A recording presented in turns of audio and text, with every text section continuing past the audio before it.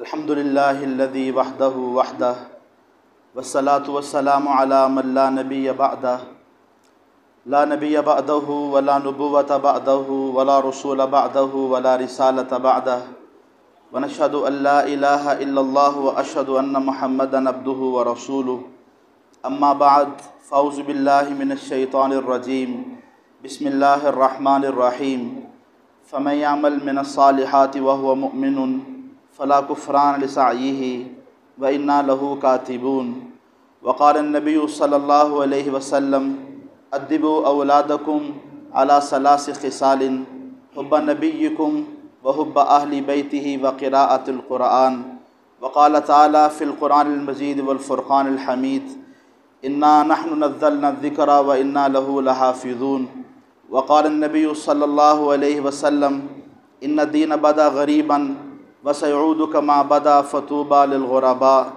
وهم الذين يصلحون ما أفسد الناس من بعدي من أمتي وقال النبي صلى الله عليه وسلم يا أبا سفيان جئتكم بالكرامة الدنيا والآخرة صدق الله العظيم وصدق رسوله النبي الكريم.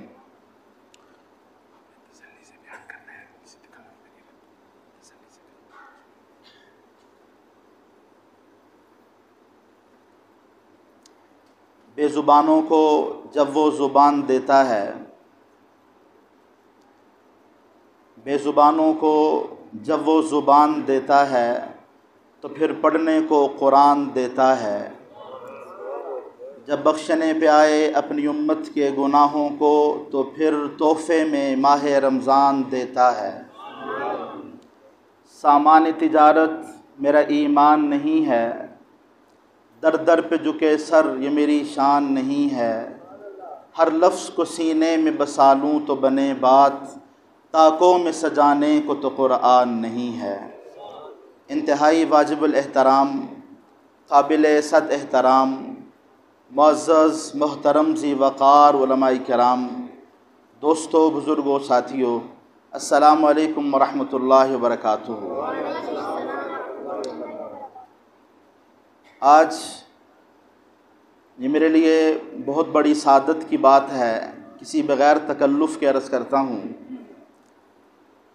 ہمارے استاد محترم حضرت شیخ حضرت مولانا عبدالقدوس محمدی صاحب دامت برکاتہم، ان کے اس پرخلوص اور محبت بڑے اور شفقت بڑے اور پیار برے اس حکم کی تعمیل کرتے ہوئے چند باتیں آپ حضرات کے سامنے گوش گزار کرنے کی سعادت حاصل کر رہا ہوں. انتہائی مختصر سے وقت میں ایک دو انتہائی مختصر سی باتیں گوش گزار کر کے پھر انشاءاللہ تعالی اجازت چاہوں گا. قابل قدر دوستوں اور بزرگوں، ابھی تراویح میں قرآن کریم ختم ہوا ہے. یہاں مدرسہ ہے، وہاں بچے قرآن پڑھتے ہیں. کبھی سالانہ اجتماع کیا جاتا ہے، کبھی جمعہ کے موقع پر اکٹھا کیا جاتا ہے، وہاں بچے کی تلاوت کروائی جاتی ہے.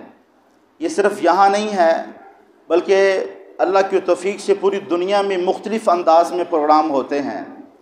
بھئی کبھی کسی نے دیکھا نہیں ہے کہ عیسائیوں نے بھی اسی طرح کبھی انجیل کا ختم کیا ہو، یہودیوں نے بھی اسی طرح تورات کا ختم کیا ہو. ہم یوں کیوں کرتے ہیں؟ میں ایک تمہیدی بات کر کے یہ بات سمجھانا چاہوں گا. سیدنا آدم علیہ الصلاۃ والسلام سے لے کر سیدنا عیسیٰ علیہ الصلاۃ والسلام تک جتنے نبی اور رسول اس دنیا میں تشریف لے کے آئے، ہر نبی کا زمانہ نبوت بھی محدود تھا اور ہر نبی کا علاقہ نبوت بھی محدود تھا.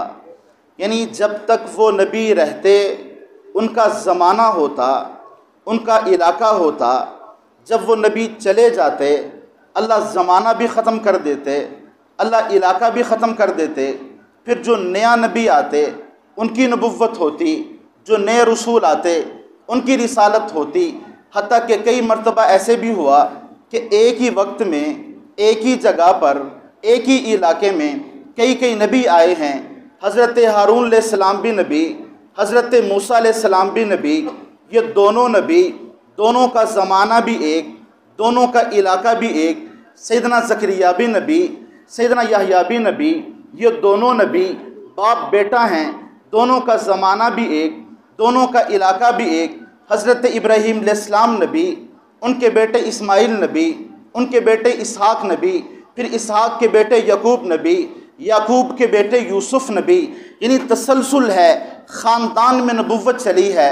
لیکن مزاج وہی رہا، جب تک وہ نبی رہتے ان کا زمانہ ہوتا، ان کا علاقہ ہوتا، جب وہ نبی چلے جاتے اللہ زمانہ بھی ختم کر دیتے، اللہ علاقہ بھی ختم کر دیتے۔ لیکن جب باری آئی میرے اور آپ کے نبی کی، جب باری آئی آمنہ کے در یتیم کی، اب اللہ نے یہ سارے حدود و قیود ختم کر دیے۔ حضور کی زمانہ نبوت اس وقت سے صرف شروع نہیں ہوا جب فران کی چوٹی پر کھڑے ہو کے حضور نے اعلان نبوت کیا تھا، وَإِذْ أَخَذَ اللَّهُ مِيثَاقَ النَّبِيِّينَ، نبیوں سے جس نبی کی نبوت کی بات کی گئی تھی وہ بھی حضور کی نبوت کی بات تھی۔ پھر آدم سے لے کر عیسیٰ تک ہر نبی جہاں اپنی نبوت کی بات کرتے رہے وہاں حضور کی نبوت کا تذکرہ بھی ساتھ کرتے رہے۔ ہر نبی نے جہاں یہ بات کی ہے کہ میں نبی ہوں وہاں ساتھ یہ بھی بتایا ہے آخر الزمان ایک نبی آئے گا۔ حضور کے آنے سے پہلے حضرت عیسیٰ علیہ السلام یہ آخری نبی ہیں، ان کے جملوں کو قرآن نے نقل کیا ہے، وَمُبَشِّرًا بِرَسُولٍ یَأْتِی مِن بَعْدِ اسْمُهُ احمد۔ حضرت عیسیٰ علیہ السلام نے فرمایا لوگوں میں نبی تو ہوں لیکن میرے بعد ایک نبی آئے گا اسمہ احمد، اس کا نام احمد ہوگا۔ تمہاری زندگی میں آ جائے اس نبی کی نبوت کی تائید کرنا، اس کے ہاتھ پہ کلمہ پڑھنا۔ پھر جب حضور تشریف لے کے آئے اس وقت سے لے کر آج تک حضور کی نبوت کا دور ہے، حضور کی رسالت کا دور ہے، بلکہ قبر میں جانے کے بعد من ربو کا کے بعد من نبیو کا سوال فرشتے جو ہم سے کہیں گے من نبیو کا، بتا تیرا نبی کون ہے؟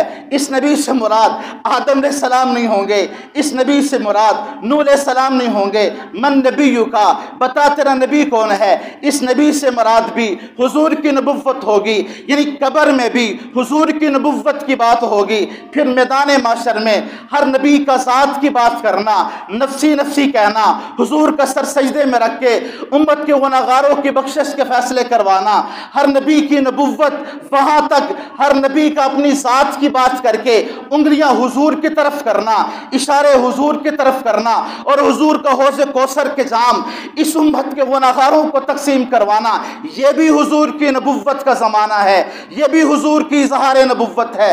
علماء نے بڑی عجیب باتیں لکھی ہیں، اللہ قیامت والے دن سب سے بڑی نعمت اپنے چہرے سے 70,000 پردوں کو ہٹائیں گے اور اپنے حبیب کو سامنے کھڑا کر کے حضور کے چہرے سے اصلی حسن کے پردے ہٹا کے کہیں گے لو خدا کا بھی دیدار کر لو، حبیب خدا کا بھی دیدار کر لو۔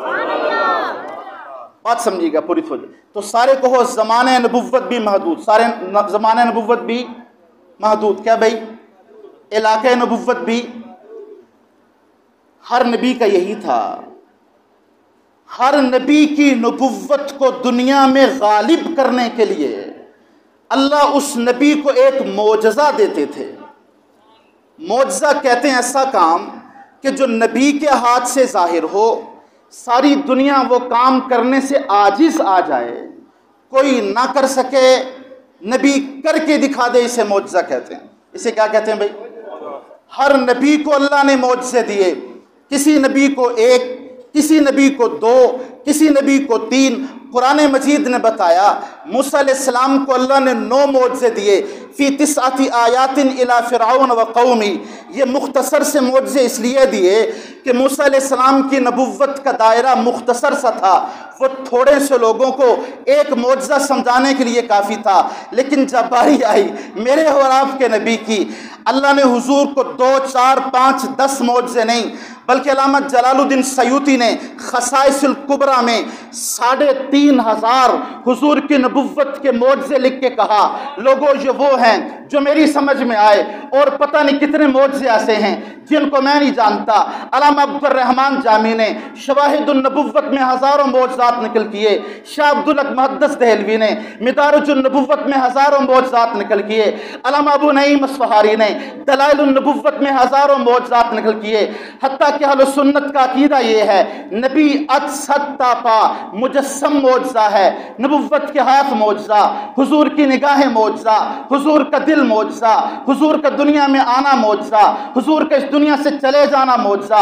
ये मेरी नज़र है जो वहाँ तक देखती है। हदीस में आता है हुजूर जैसे सामने देखते थे ऐसे पीछे भी देखते थे, जैसे करीब से देखते थे ऐसे दूर से भी देखते थे।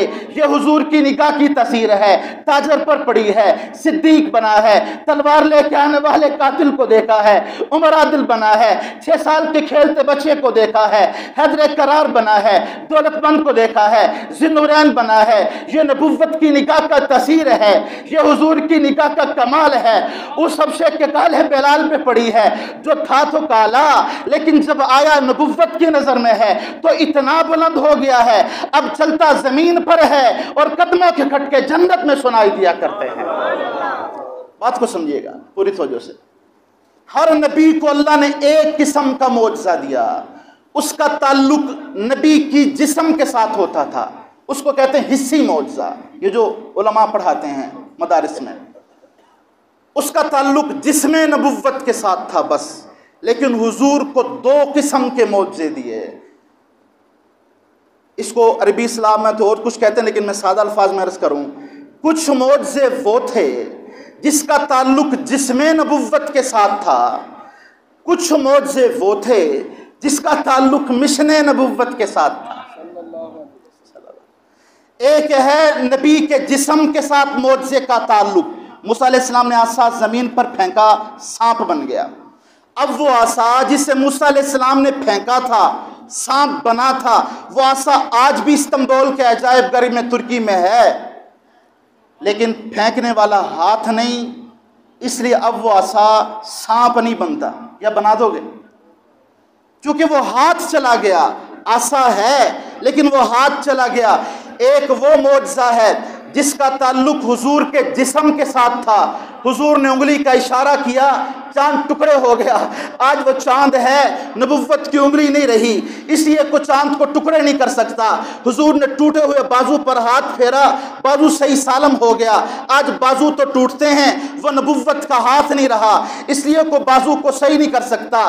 कड़वे कुएं पे लवाबे दहन लगाया, अल्लाह ने मीठा कर दिया, आज कड़वा पानी तो मिलेगा, वो नबुव्वत का लवाब नहीं रहा। कुछ मोजज़े वो थे जिसका ताल्लुक नबी के जिस्म के साथ था, तो जब तक वो जिस्म नबुव्वत रहा वो मोजज़े भी रहे। लेकिन जब अल्लाह इस वजूद नबुव्वत को ले गए तो वो सारे मोजज़े साथ चले गए।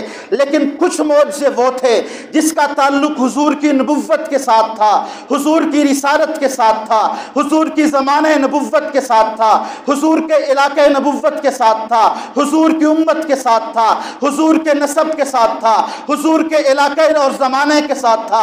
अब जहाँ जहाँ नबुव्वत वहाँ वहाँ मोजज़ा, जहाँ जहाँ रिसालत वहाँ वहाँ मोजज़ा, जहाँ जहाँ इलाके नबुव्वत वहाँ वहाँ मोजज़ा, जब तक ज़माना नबुव्वत वहाँ वहाँ मोजज़ा। इस कायनात का कोई कोना ऐसा नहीं जहाँ रब की रबूबियत की बात ना हो, इस दुनिया का कोई हिस्सा ऐसा नहीं जहाँ हुजूर की नबुव्वत के मोजज़े फैले हुए ना हो। बात समझे पूरी तवज्जो से। हज किस किसने किया? हाथ खड़ा करें। देखें, ये मेरे दाएं बाएं उलमा बैठे हैं। हज का रुकने आज़म है वकूफ़े अरफात, यानी मैदान अरफात में जाके ठहरना। बीमार आदमी हो उसको उठा के वहाँ रख दो, हज अदा हो जाएगा, वरना से हज नहीं अदा होगा। उस मैदान की खासियत ये है, हुजूर ने बाउंड्री मुकर्रर की है, यहाँ से शुरू होता है वहाँ तक ख़त्म हो जाता है। इसलिए जो उसकी पहली 2 सफ़े बनी हैं वो मैदान से बाहर बनी है, हुदूद से। और जब 9 ज़िलहज को वहाँ ये ऐलान किया जाता है कि भाई पहली सफ़े छोड़ दो, पीछे चले जाओ, यहाँ आओगे तो हज अदा नहीं होगा, तो सारे कहो मैदान की जगह महदूद। मैदान की जगह सारे बोलो भाई क्या है? जब हुजूर ने हज किया तो 1 लाख लोगों ने हज किया। कितनों ने? اب یہ کورونا سے پہلے جو لوگ حج کر کے آئے ہیں 50 لاکھ لوگوں نے حج کیا. کتنوں نے بھائی؟ اب میں آپ سے ایک سوال کرتا ہوں، جگہ بڑی ہے یا کم ہوئی ہے؟ سوچ کے بڑی ہے یا کم ہوئی؟ بڑھ کیسے گئی؟ دیکھیں اتنی بھی نہیں ہے. یہ ہم جب پڑھتے تھے یہاں تو یہ بالکل کھلا میدان تھا، اب سڑک بن گئی، کچھ تعمیر ہو گئی. بڑی ہے یا کم ہوئی ہے؟ کم ہوئی ہے نا. تو جب حضور نے حج کیا تو کھلا میدان ہی تھا، اس کے بعد کوئی راستے بنے ہیں، کچھ نہ کچھ تعمیر بھی ہوئی ہے. بڑی ہے یا کم ہوئی ہے؟ جگہ بڑی ہے کم ہوئی ہے؟ تعداد 1 گنا نہیں 49 گنا تعداد بڑی ہے. 1 لاکھ کہاں 50 لاکھ کہاں. ان حاجیوں سے پوچھ کے آؤ، کوئی حاجی یہ نہیں کہہ سکتا میں میدان عرفات میں گیا تھا، میں ڈھونڈتا رہا مجھے جگہ نہیں مل سکی. اس میدان کے سینے نے جہاں 1 لاکھ لوگوں کو اپنے اندر کیا تھا، آج وہی میدان کا سینہ 50 لاکھ لوگوں کو اپنے اندر سمیٹ رہا ہے. میں کہتا ہوں 50 لاکھ نہیں 50 کروڑ آدمی بھی اکٹھے ہو جائیں، یہ حضور کی نبوت کا معجزہ ہے، قیامت تک باقی رہے گا انشاءاللہ. ایک اور بات کر کے پھر میں اپنی بات پہ آنا چاہتا ہوں. دیکھو سیدنا آدم سے لے کر عیسیٰ علیہ السلام تک سارے نبی کہاں ہیں؟ وہ اپنی اپنی قبروں میں. کہاں ہیں بھائی؟ آواز سے بھی کہاں ہیں؟ لیکن یہ علماء بیٹھے ہیں، کسی نبی کی قبر کا نشان موجود نہیں. مشکل سے کہا جائے گا یہ فلاں نبی کی قبر، اختلاف ہیں مدین میں قبریں، فلاں قبریں، مشکل سے کہا جائے گا یہ فلاں نبی کی قبر ہے. کیوں؟ جب وہ نبی چلے گئے، زمانہ چلا گیا، کتاب چلی گئی، قوم چلی گئی، اب وہ قبر رہے، تشہیر ہو، باقی رکھا جائے، ہے تو ہیں، اس کی مصلحت کوئی نہیں تھی. اللہ کے محبوب بھی موجود، حضور کا روزہ بھی موجود، اور حضور کا امت کے ساتھ وہ 15 زمانوں والا تعلق بھی موجود. 1450 سال حضور کو اس دنیا سے ہوئے چلے گئے. آج کوئی جو حضور کے روزے پہ جاتا ہے وہ یہ نہیں کہتا کہ میں کوئی قبرستان میں آیا ہوں، کوئی مردوں کی دعا پڑھ لوں، یا السلام علیکم یا اہل القبور کہہ لوں، یا کوئی مردوں کے لیے دعا کر لوں. وہی سلام جو صحابہ زندگی میں حضور کے پاس جاتے تھے اور سلام کیا کرتے تھے، آج 14 صدیاں گزر جانے کے بعد یہ جو لوگ حضور کے روزے پہ جاتے ہیں وہی سلام عرض کرتے ہیں. السلام علیکم یا ایھا النبی، السلام علیکم یا رسول اللہ، السلام علیکم یا حبیب اللہ. جو زندگی میں صحابہ حضور کو سلام کیا کرتے تھے آج وہی سلام عرض کرتے ہیں، حضور وہی جواب عرض کرتے ہیں. حضور نے فرمایا ایک آدمی حج کرنے آیا لیکن مجھ محمد کے پاس مجھے ملنے نہ آیا، فقط جفانی، اس نے بڑی بے وفائی کی ہے. کمن زار قبری من بعد وفاتی فکانما رآنی فی حیاتی. جو میرے جانے کے بعد مجھ محمد کی قبر پر آئے گا صحابی تو نہیں بن سکے گا لیکن اجر ایسے ہی ملے گا جیسے اس نے زندگی میں مجھ محمد کو دیکھا ہوا ہے. پوری توجہ سے بات کو سمجھیں. اب یہ نبوت کا امت کے ساتھ تعلق اور امتیوں کا نبوت کے ساتھ تعلق، حضور کا روزے کا رہنا اور پگھلنا. ایک دن میں یہاں بنی گالہ میں تھا، انٹرنیشنل اسلامی یونیورسٹی کے VC ڈاکٹر معصوم صاحب اس بات میں بیٹھے ہوئے تھے، مجھے بعد میں ملے، بڑی عجیب بات فرمائی. میں عرب کا رہنے والا ایک نبینا آدمی تھا، اس کو دکھتا نہیں تھا. اس نے اپنا بازو کسی کو پکڑوایا اور کہا یار جب حضور کا روزہ آئے مجھے بتا دینا.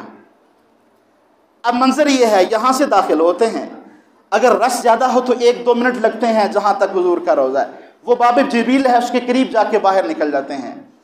اس ڈاکٹر صاحب کہنے کہ اس نے بازو پکڑوایا اپنا اور اسے کہا جب حضور کا روزہ آئے نا جہاں تو مجھے بتا دینا.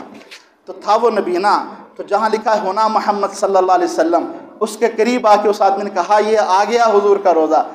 دیکھنا ڈاکٹر صاحب کہتے ہیں اس نے دونوں ہاتھ اسے چھڑوائے اور دونوں ہاتھ حضور کے روزے کی طرف کر کے لگا سلام یا محمد، سلام یا محمد. جیسے کہ نلکے کے گرنے سے پانی نکلتا ہے، ایس کے کیا آنکھوں سے ڈورے جاری ہو گئے، وہ پگھلتا جا رہا ہے اور سلام یا محمد کہتا جا رہا ہے. حضور یہ فرمایا کرتے تھے میری جانے کے بعد میری امت کے کچھ لوگ ایسے آئیں گے جن کی یہ تمنا ہوگی ہر چیز لے کے مجھے حضور کا روزہ دکھا دو. میں سمجھانا یہ چاہتا ہوں نبوت उम्मत का उम्मत के साथ ताल्लुक, उम्मत का नबुव्वत के साथ ताल्लुक, हुजूर के रोज़े का रहना, तसलसल से फरिश्तों का उतरना, इनका वहाँ जाके सुलगना और पिघलना, ये हुजूर की नबुव्वत का मोजा है, क़यामत तक बाकी रहेगा इंशाअल्लाह ताला। अब मैं जिसके लिए मैंने सारी बातें की उस पर आना चाहता हूँ। देखो, ये छोटे छोटे बच्चे हैं, अभी ये हामिद भाई के बच्चे ने कुरान पढ़ा है, क्या खूबसूरत कुरान पढ़ा है। मैं आपको बताऊं, बच्चे तो औरों के भी हैं, तो जो सरके के बाद औरों के भी हैं, इसको क्यों आगे किया गया है? इसलिए है कि ये कुरान वाला है। किस वाला है? ये बात भी हमें हुजूर की ज़िंदगी से पता चली है। मेराज की रात जब हुजूर को मुसल्ला दिया गया था, 1450 साल हज़रत नूह अलैहिस्सलाम की उम्र है, 1500 साल भी कुछ उलमा ने लिखा है, 100 साल आदम अलैहिस्सलाम की उम्र है।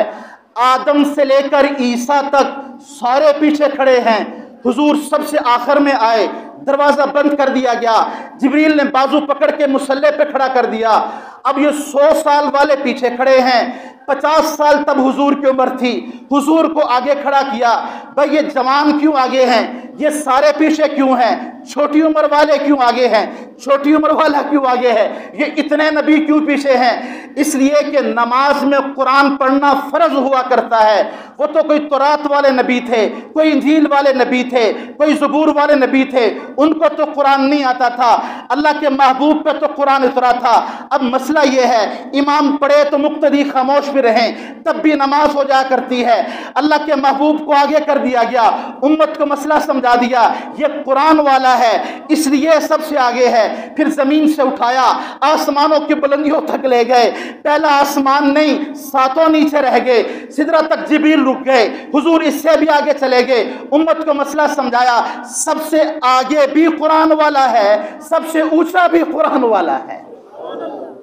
सबसे आगे कौन है? सबसे ऊंचा कौन है? आज भी कुरान वाला है, आज भी कुरान वाला है सबसे आगे। उम्र छोटी सही, लेकिन एजाज कुरान वालों का है। पूरी दुनिया कुफर दो उन्वान पे मेहनत कर रही है। हमारा सईद यूसुफ साहब एक दिन यहाँ तशरीफ़ लाए, छठा बख्तावर में, काफ़ी देर पुरानी बात है। हज़रत ने एक अजीब बात फरमाई। हज़रत मान लगे फॉरेन कंट्री में, किसी बैरून मुल्क में, मुझे उन्होंने मुल्क बताया लेकिन मेरे ज़हन से नाम चला गया। तो मैं एक आदमी ने पगड़ी पहनी हुई है, खुला सा लिबास पहना हुआ है, पूरी दाढ़ी रखी हुई है, कॉफ़ी शॉप पे बैठे हैं, तो साथ वाला एक आदमी बैठा है, उसे कहता आर यू मुस्लिम? इसने कहा नॉट मुस्लिम। इसमें आउटलुक लाइक मुस्लिम, अफेयर लाइक मुस्लिम, तेरा सारा ज़ाहिर मुसलमानों जैसा है। अच्छा, दाढ़ी कौन रखते हैं, पगड़ी कौन पहनते हैं? उसने कहा if you are not Muslim so then what are you doing here in this condition? इस हालत में क्या कर रहे हो फिर यहाँ? उसने बड़ी अजीब बात कही। उसने कहा I am searching here why Muslim are extremist, I have spent 5 years in this task. मैं इस बात पे तहकीक कर रहा हूँ मुसलमान इंतहा पसंद क्यों हैं, इस उन्वान पे मेहनत कर रहा हूँ। इंतहा पसंदी को सादा अल्फाज में समझो तो यूँ है, किसी बात पर आके इतना मजबूत हो जाना कि गर्दन कटवा देना, वापसी ना जाना, इसको इंतहा पसंदी कहते हैं। ये क्यों मर जाते हैं, वापसी क्यों नहीं जाते, सौदाबाजी क्यों नहीं करते? उसने कहा 5 साल का अरसा गुजारने के बाद I have reached in 1 point, एक नुक्ते पे पहुंचा हूँ। बड़े अजीब जुमले के। उसने कहा मैंने कम्युनिटी को लिखा है, ये हो सकता है मुसलमान रातों की तहज्जुदें छोड़ चुका हो, ये हो सकता है उलमा की मजलिसें छोड़ चुका हो, ये हो सकता है कि वो किसी ड्रग में मुब्तला हो, ये हो सकता है अमली एतबार से कमज़ोर हो, लेकिन ऐसे गिरे हुए ईमान वाले के सामने भी जब उसके नबी की हुर्मत के ख़िलाफ़ बात करोगे, उसके नबी की इज़्ज़त के ख़िलाफ़ बात करोगे, उसके नबी के ख़िलाफ़ को जुमले कहोगे, का कमज़ोर ईमान वाला ज़रूर होगा, मर जाएगा, सौदाबाजी नहीं करेगा, इस बात पे सौदाबाजी नहीं करेगा। अख्तर नामी एक शायर गुजरे हैं, उसके हाथ में ये गिलास देना, शराब सामने पड़ी हुई थी और वो बोतल भरी हुई है। कादियानी लड़के इस तरफ बैठे हैं, इधर कुछ और लोग बैठे हैं। एक आदमी ने कहा इकबाल के बारे में क्या कहते हो? उसने कहा वो तो बच्चा है। किसी ने कहा सागिर के बारे में क्या कहते हो? उसने कहा उसको शायरी आती है। वो शायर बदलते रहे, ये तजलील करता रहा, गिराता रहा। इधर से कादियानी लड़के पीछे बैठे थे। एक आदमी ने कहा अच्छा پھر میں اب اس کو دیکھتا ہوں، اچھا محمد صلی اللہ علیہ وسلم کے انقلاب کے بارے میں کیا کہتے ہیں؟ میرا تو دیکھنا اس نے یوں گلاس پکڑا ہوا تھا، کتابوں میں لکھا علماء نے، اس نے وہ گلاس اٹھایا اور زور پہ اس کے منہ پہ پھینک کے کہا آخری سہارا ہے، یہ بھی لینا چاہتے ہو؟ پھر اس کی آنکھوں سے آنسو جاری ہو گئے. اس نے کہا یا اللہ یہ میری کمزوری سمجھ کے ایمان بھی چھیننا چاہتا ہے کہ یہ اس بات پہ آ کے نہیں سودا بازی کرتے. حلف میں لگے، اس نے کہا حل کیا نکالا ہے؟ میں اس بات پہ بات کرنا چاہتا ہوں. اس نے کہا میں نے حل یہ نکالا ہے، اپنی کمیونٹی کو لکھا ہے if you want to temple down Muslim community, مسلمانوں کو پاؤں کے نیچے روندنا چاہتے ہو، ایک کام کر لو، ان کے سامنے ان کے نبی کی زندگی کو ہلکا کر دو، ان کے سامنے ان کے نبی کے وجود سے نکلنے والی اداؤں کو ہلکا کر دو، چھوٹا کر دو، خفیف کر دو. یہ کھلے لباس پہننا معیوب سمجھیں، تنگ پہننا معیوب نہ سمجھیں، یہ داڑھی رکھنا معیوب سمجھیں، نہ رکھنا معیوب نہ سمجھیں، پگڑی پہننا معیوب سمجھیں، ان کے بچے تہذیب محمدی میں سے سجیں یہ معیوب سمجھیں، اور غیروں کی ڈگر پہ چلیں اور ان کی طرز پہ چلیں یہ معیوب سمجھیں. کہا جب تم یہ کر گئے پھر یہ تمہارا شکار ہیں، اللہ کی رحمت سے اٹھیں گے، 10 سال کی محنت 10 ماہ میں ختم کر سکتے ہو، بڑی جلدی سمیٹ سکتے ہو. وہ یہ کر گئے. دیکھو ہمارے بچوں کے لباس، یہ تو اللہ ہمارے اکابرین کو جزائے خیر نصیب فرمائے، جو اپنی ساری زندگی اب یوں سمجھو انہی چٹائیوں پر بیٹھ کے اللہ کے دین کی بقا کے لیے لگے ہوئے ہیں، نہ دن دیکھا نہ رات دیکھی. یہ تو ابھی اللہ کریم ان کو عزتیں وسعتیں دے رہے ہیں. ان کی ابتداؤں کو دیکھو، راتیں تہجدوں میں گزر گئیں، راتیں تڑپتے گزر گئیں. حضور فرمایا کرتے تھے علی دنیا میں 2 بدبخت لوگ گزرے ہیں، ایک جس نے صالح علیہ السلام کی اونٹنی کے پاؤں کاٹے تھے، اور دوسرا علی جو تجھے شہید کرے گا. صالح علیہ السلام کی اونٹنی کا پاؤں کاٹنا اور یہ صالح علیہ السلام کی اونٹنی ان کا معجزہ تھا. ایک معجزے کی کو دل میں خفت لے کے آئے، یا کجی لے کے آئے، یا ہلکا پن لے کے آئے. قرآن نے کہا اشقا، یہ تو بڑا بدبخت ہے. یہ قرآن نبوت کا معجزہ ہے، یہ حدیث نبوت کا معجزہ ہے، یہ مدارس نبوت کا معجزہ ہے، یہ علماء نبوت کا معجزہ ہے. پوری امت میں 1 منٹ ایسا نہیں آیا کہ قرآن رہا ہو قرآن والے نہ ہو، حدیث رہی ہو پڑھانے والے نہ ہو، مسجد رہی ہو مسجد والے نہ ہو، درسگاہیں رہی ہوں درسگاہوں والے نہ ہو. یہ قرآن اور قرآن والے، مساجد اور مساجد والے، درسگاہوں والے، یہ قرآن اور قرآن والے علماء، یہ حضور کی نبوت کا معجزہ ہے، قیامت تک باقی رہے گا انشاءاللہ تعالی. کسی اور نبی کی نبوت کا کمال نہیں ہے. میں مجمع سے گزارش کرتا ہوں، دیکھو ہم حسن ظن کرنے کا کہا گیا ہے، لیکن یہ نہیں ہے عمل بگڑتے جائیں اور حسن ظن کر لو. اپنے بچوں کو پڑھاؤ، پھر یہ اللہ پہ امید رکھو. اب یہ پڑھے ہوئے پہ اللہ رحمت والا معاملہ کر دیں گے. دیکھو یہ پنکھا چل رہا ہے، اس کا چلتا رہنا اس کا بند ہو جانا برابر کر دیتے ہو؟ لائٹ کا چلنا اور بجھنا برابر کر دیتے ہو؟ ہم نہیں کرتے برابر. میں ایک دن حرم میں تھا، ایک لڑکا آیا، اس نے سیدھی بیت اللہ کی طرف ٹانگیں کر دی، یہ سامنے بیت اللہ اور یہ سیدھی کر دی. ہم گناہگار ضرور ہیں لیکن بے ادب نہیں ہیں. مجھ سے رہا نہیں گیا تو میں نے اس کو پکڑا. میں نے عربی میں بات شروع کیا تھا، عربی نہیں آتی. میں نے کہا کیا آتا ہے؟ کہتے ہیں انگلش آتی. میں نے انگلش میں بات شروع کی تو اس نے اپنی جیب سے موبائل نکالا، اور موبائل نکال کے اس نے اپنی تصویریں دکھائیں، اور وہ کہنے لگا نائجیریا کا تھا. اس کی میں نے 1-2 تصویریں دیکھیں، وہ اپنے کرنل اور جنرل کو سلوٹ کر رہا ہے. اور سلوٹ آپ سمجھتے ہو ایک کیفیت کا نام سلوٹ ہوتا ہے، انہماک سے کھڑے ہونا، وجود بھی کھڑا ہے ہاتھ بھی کھڑے، ایک انہماک کا نام سلوٹ ہے. تو میں نے کہا اس کو میں کیا قرآن سناؤں اور کیا حدیث سناؤں؟ اللہ نے میرے دل میں ایک بات ڈالی. میں نے کہا برادر if that sport sit front of you so you could like this، اگر یہ تیرا جرنل تیرے سامنے بیٹھا ہوتا، اس کے سامنے دونوں ٹانگیں سیدھی کر دیتے. میں نے کہا اس کے سامنے بھی ایسے بیٹھ جاتے.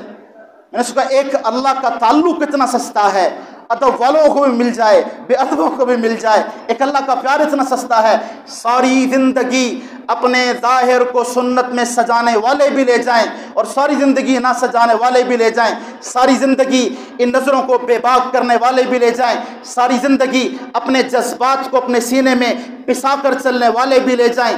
حیا والے بھی لے جائیں اور بے حیا بھی لے جائیں، اور اللہ کے سامنے تڑپنے والے بھی لے جائیں، اور جن کی آنکھیں خشک ہو گئیں وہ بھی لے جائیں، ساری زندگی تہجدوں میں سسکنے والے بھی لے جائیں اور نہ والے بھی لے جائیں۔ تو میں افمن کان مؤمنا کمن کان فاسقا، مجھے بتاؤ فاسقوں اور ایمان والوں کو ایک صف میں کھڑا کر دوں؟ هل يستوي الاعمى والبصير، دیکھنے والوں اور نبینوں کو برابر کر دوں؟ ولا الظلمات ولا النور، مجھے بتاؤ اندھیرا اور اجالا برابر کر دوں؟ ولا الظل ولا الحرور، کیا میں چھاؤں اور دھوپ برابر کر دوں؟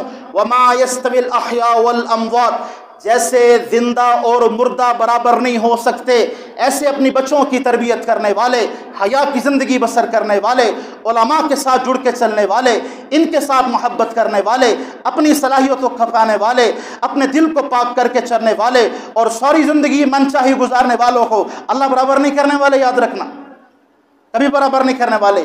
تو میں گزارش کرتا ہوں توبہ کر لو، خوبصورت وقت ہے، توبہ کر لو۔ میں نے ایک روایت پڑھی ہے کہ جب آدمی گناہ کرتا ہے اور اس کے دل سے آہ نکلتی ہے، اللہ فرماتے ہیں یہ توبہ بعد میں کرتا ہے، اس کی آہ نکل سے پہلے معاف کر چکا ہوتا ہے، بعد میں کرتا ہے۔ تو عزم کرو، جو نہ پڑھا سکے آج کے بعد بچوں کو پڑھائیں گے، جو نہ ادب ہو سکا آج کے بعد کریں گے۔ عمر کے ہاتھ، عمر ایک دن سامنے جا رہے تھے، ان سامنے ایک لڑکا آ رہا تھا، اس کے ہاتھ میں شراب پکڑی ہوئی تھی، تو اس نے عمر کو دیکھا اور دیکھ کے کہا ہو یہ تو مجھے کوڑے مار دیں گے، اور وجود اتنا تھا نہیں کہ برداشت کر سکے۔ انہوں نے اللہ سے کہا یا اللہ آج عمر سے بچا دے، شراب نہیں پیتا آج کے بعد، یہ میرا تیرا اور وعدہ رہا، آج کے بعد میں شراب نہیں پیتا، یہ میرا تیرا وعدہ، لیکن آج عمر کے ہاتھوں سے مجھے بچا دے۔ اس نے چادر کے نیچے لے لی، عمر قریب پہنچے اور کہا تیرے ہاتھ میں کیا ہے؟ محسوس ہو رہا تھا، اب خوف اتنا غالب تھا، اور لڑکھڑاتے الفاظ میں کہا امیر المومنین یہ سرکہ ہے، سرکہ۔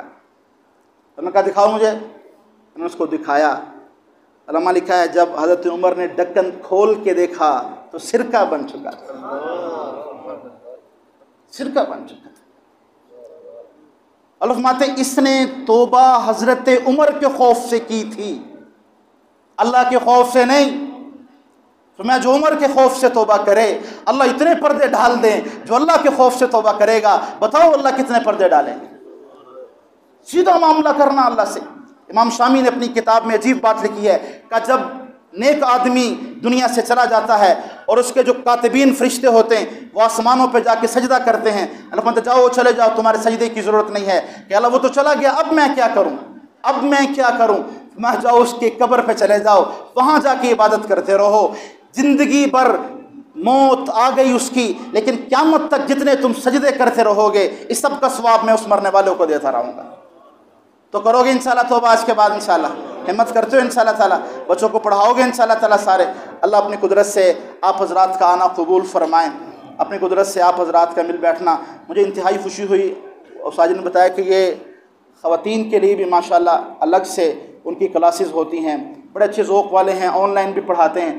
تو میں آخر میں ایک بات کہتا ہوں، اپنی خواتین کو دین سکھانے کی کوشش کرو، اور ادھر ادھر جانا ہوتا ہے، لیکن یہ ماشاءاللہ کمال کی اللہ کی توفیق سے ہماری درسگاہ ہے، ایٹ اے ٹائم اللہ کی توفیق سے کتنی چیزیں جاری ہوتی ہیں۔ مجھے ساجد نے بھی بتایا، اب سب سامنے تھے، ادھر سے طالبات کا نظام ہے، یہاں طلباء کا نظام ہے، ادھر علماء کا انتظام ہے، یہاں تخصص والوں کو بلایا جا رہا ہے، تجوید والوں کو بلایا جا رہا ہے، یہاں بچوں کو ترجمے کے ساتھ قرآن پڑھایا جا رہا ہے، یہاں دراسات کے بچوں کو پڑھایا جا رہا ہے، یہ ساری لگن ہے۔ اگر اپنی خواتین کو بغیر دین کے آپ نے ایسے رکھا، میں تھوڑی بات سخت کر جاؤں گا، عجیب بات ہے، علماء لکھا ہے ایک بگڑی ہوئی عورت 1000 بگڑے ہوئے مردوں سے بدتر ہے، اور ایک بنی ہوئی عورت 88 یا 82 ولی